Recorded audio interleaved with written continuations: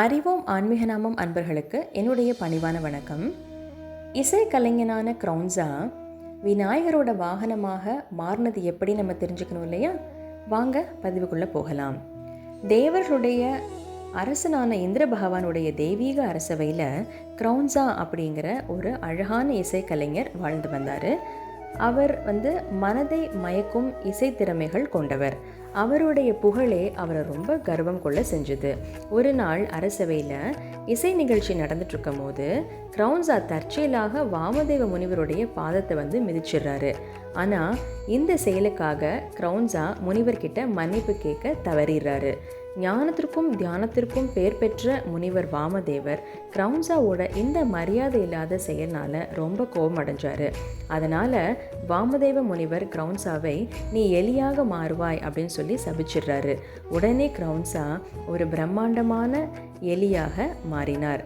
தன்னுடைய புலன்கள் மீது உள்ள கட்டுப்பாட்டை இழந்து அவர் எங்கே போனாலும் அழிவை ஏற்படுத்த தொடங்கினார் க்ரௌன்ஸா. இதை சகிக்க முடியாத மக்கள் விநாயக பெருமான் கிட்ட போய் சொல்கிறாங்க.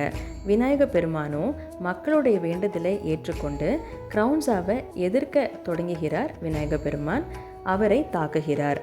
க்ரௌன்ஸா விநாயக பெருமான் கிட்ட தயவு செஞ்சு எனக்கு கருணை காமிங்க, என்னால் இந்த தாக்குதலை ஏற்றுக்கொள்ள முடியவில்லை அப்படின்னு சொல்லி மன்னிப்பு கேட்கிறார் க்ரௌன்ஸா. விநாயகரும் க்ரௌன்ஸாவோட மன்னிப்பை ஏற்றுக்கொண்டு க்ரௌன்ஸாவை தண்டிப்பதற்கு பதிலாக அவரை தனது வாகனமாக தேர்வு செய்ய முடிவு செய்கிறார் விநாயக பெருமான். க்ரௌன்ஸாவுக்கு மூஷிகா அப்படின்னு சொல்லி பேர் வச்சு அன்னையிலிருந்து க்ரௌன்ஸாவை தன்னுடைய வாகனமாக ஏற்றுக்கொண்டார் விநாயக பெருமான். இவ்வாறாக இசைக்கலைஞனான க்ரௌன்ஸா விநாயகருடைய வாகனமான மூஞ்சூராக மாறினார். இந்த தகவல் உங்களுக்கு பயனுள்ளதாக இருக்கும்னு நான் நம்புகிறேன். மேலும் மற்றொரு பதிவில் உங்களை சந்திக்கிறேன். அதுவரை நன்றி, வணக்கம்.